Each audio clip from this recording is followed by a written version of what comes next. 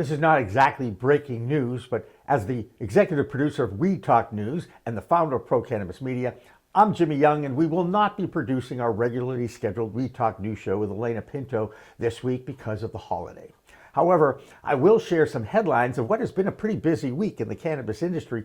Being based in Massachusetts, we've had a few items related to the state, and I'm going to share. We're going to start with the negligent death lawsuit brought by the family of the worker at Trulieve who died because of an asthma attack inside that facility. The 27-year-old's name was Lorna McMurray, and the family is claiming negligence against Trulieve based on OSHA reports. Now, last week, a state and federal report into that tragic incident found that the facility's failure to control graded cannabis could lead to a respiratory hazard.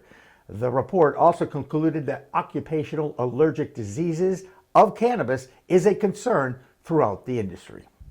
On a lighter note, Snoop Dogg is giving up smoking. Well, at least that was the tweeted X message that went out last week. But the cannabis legendary rapper and songwriter is endorsing a smokeless product called Solo Stove. Mission accomplished by that company's marketing team for some attention for their new product that has absolutely nothing to do with cannabis, except if you wanted to burn an entire pound of weed in it and not inhale it? Makes no sense. Now, if you wanted to buy wine in Connecticut on Thanksgiving, all the liquor stores were closed. But if you wanted to buy some cannabis, you could, because the adult use facilities were open. Now, the times are certainly changing in that nutmeg state, and Angie Seifert will have more in her Connecticut report next week on We Talk News. Missouri recently passed $1 billion in sales in its first year of adult use laws, but new regulations have that state's industry up in arms over more regulations by the Missouri Department of Health and Senior Services that restrict branding, marketing, labeling, and product production.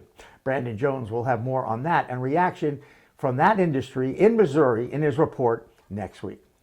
Another state with major problems in its cannabis industry is California. Weed Week reports that Southern California delivery service Grassdoor is closing operations after not being able to pay their bills, a common theme in cannabis over the past year or so.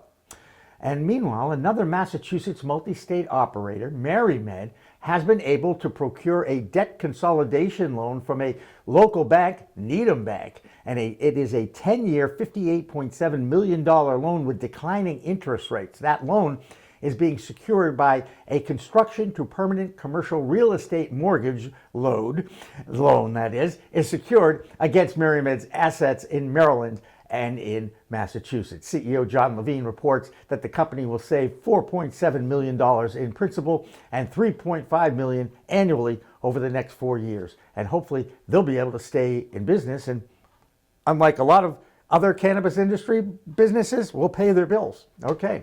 And finally, what about the kids is usually the first response by prohibitionists who are hoping for the industry to fail. Well, more research has been released by the Clinical Therapeutics Journal that states after studying teen behaviors before and after adult use legalization in Massachusetts, there was no significant statistical prevalence in the past 30-day use of cannabis before or after legalization. This study was, again, conducted here in Massachusetts. And that's an abbreviated We Talk News for this week. I'm PCM Founder Jimmy Young. We Talk News with Elena Pinto, and the entire We Talk News team will be back next week. Remember, it's a whole new world of weed out there. Use it responsibly.